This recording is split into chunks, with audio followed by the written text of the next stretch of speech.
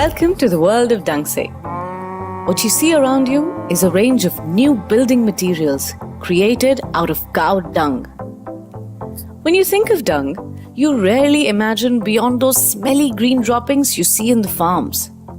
But what you get with Dungse is a dung range that looks, smells, and feels similar to traditional materials like wood, concrete, wool, and plastic. Dungse was born out of our research to design solutions for the excessive dung produced by the 2 million cows of the Dutch dairy industry. Looking at our Eastern and Western worlds for answers, we rediscovered the properties of this unusual material that can offer a sustainable future. We feel that we urgently need to embrace nature in its entirety and reimagine possibilities that are conducive to life of our future generations. It's time to make this shit happen.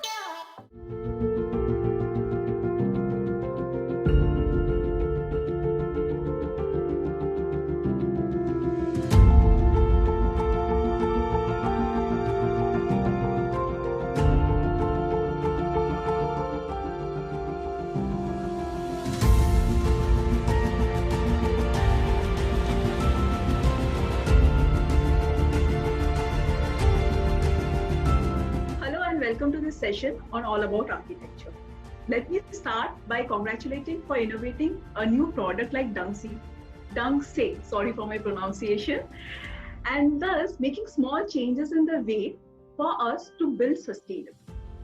So there is this new trend where we find young design studios innovating new materials and products. So my first question to you is, as a design studio, what prompted you to innovate a new? Lindy, I think we should start with you, and then we'll come to Studio Carbon. Oh, with me? Yeah, that's a fair nice question.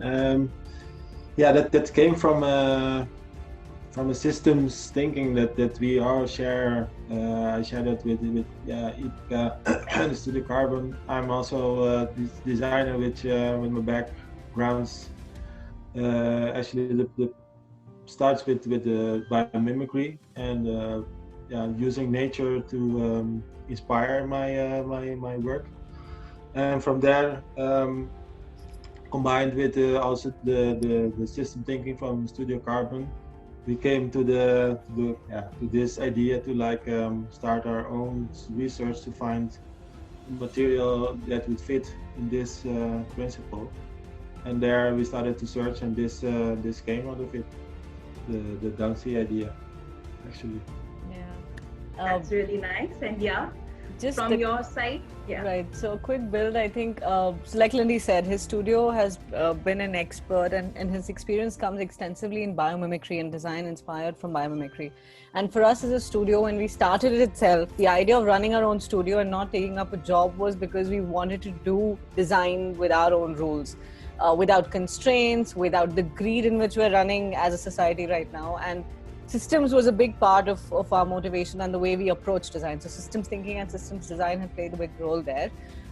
As a group, when we met, so Lindy, we had met through a circular design project with IDEO before. And then when our studio partially moved to the Netherlands, we collaborated with Lindy because he was living there. Collectively, we realized that a lot of ideas around sustainability and circularity are actually not systemic. So when we say systemic, in nature, everything that's created is a small cog in a larger system, and together they function very well. But when we are working with natural materials right now, to give you an example of like palm oil is a bio oil that's being used to replace petroleum and oil that we mine out from the earth, right? But to produce palm oil and these bio-based oils, we are creating a lot of palm tree agriculture in a lot of Southeast Asia, for example. To do that agriculture, because there's so much demand of this oil in the West, we're cutting down mangroves and growing these trees to make the earth more sustainable, which doesn't really add up. Same thing with going vegan. You go vegan because you don't want to, have livestock and hence don't want to make the earth more imbalanced. You start drinking almond oil to replace it. To grow that, you grow more almonds. Those more almonds lead up to a lot of bees dying out because it's an overburden on them.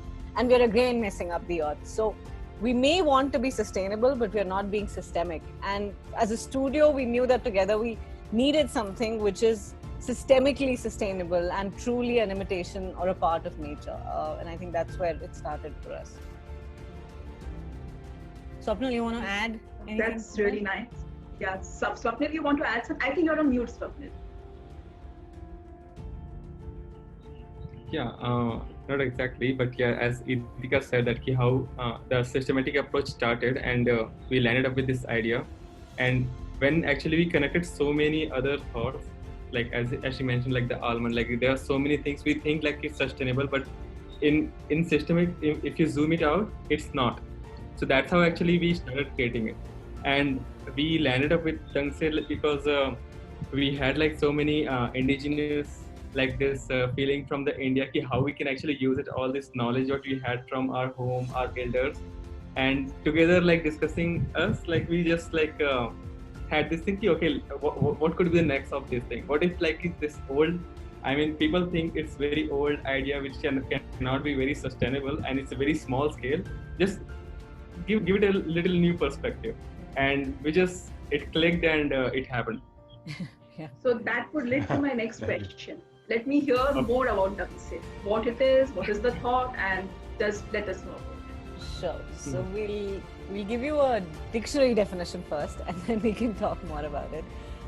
So Dangse started off, it's about a year-long project, a year and a half actually now, about a year and a half old project, which we started off with the idea of coming up with new, interesting, inventive and systemic materials of the future. So what could the materials of the future look like? When we were looking for those answers of what that could be, we realized that there were some materials in nature which were available in excess because of just the nature of our living, especially in India and the Netherlands. We have they're both agricultural societies with lots of agriculture as a part of the core economy. Both societies have a very thriving and centric dairy industry. And we realized that cow dung as an output of both the industries was there in excess, especially in the Netherlands, where in such a small chunk of land, you have about 2 million cows. So there was so much manure, or so much cow dung actually, which could be manure, but there was such little space that you can't manage all of that dung. And eventually it's becoming a cause of a lot of greenhouse gas emissions. So we saw that there was an opportunity with the material there. We wanted to do something with it, started this exploration, and Dangse was born. And the definition that I was talking about is, so Dangse is a range of bio-based composites made out of cow dung, which have properties that are competent and pretty much at par with many traditional materials that we see around us. Natural materials like wood, like wool, that's things that they can do that Dangse can also do. On the other hand, man-made materials like plastic and concrete, fired ceramics and things like that are also materials that could be, if not entirely, at least partially replaced with some of our Dangse composites. So these are like about 18 different bio-based composites, some of which are now getting into more refined research and eventually a development of products thereafter. So that's about Dangse. Lindy, Swapnil, anything you guys want to add? Actually, yeah, you gave a complete answer. That's the main thing of the Dangse actually. That's to not because we have to look also that bio-based is something that is going like the good direction. So we don't have to want to be like in how do you say, we want to replace that, but we want to like bring alternatives to like for virgin wood, that you don't use that, but just be like an extra addition to all that what exists, and not be a competition actually. Yeah, in one way actually, you can briefly say that okay, we have all this range of material, but how what exactly Dangse became like, we got this material as a cow dung, how actually it has been, and you can say that it's a very mindfully taken as a building material or as a material and handled and crafted in some way, like it could be more useful than what we actually think of. So all the different, like apart from the dung, all the different composite and add-on materials, we just like went very thorough what exactly they are and how we can actually use it, and finally we have all the Dangse composite left.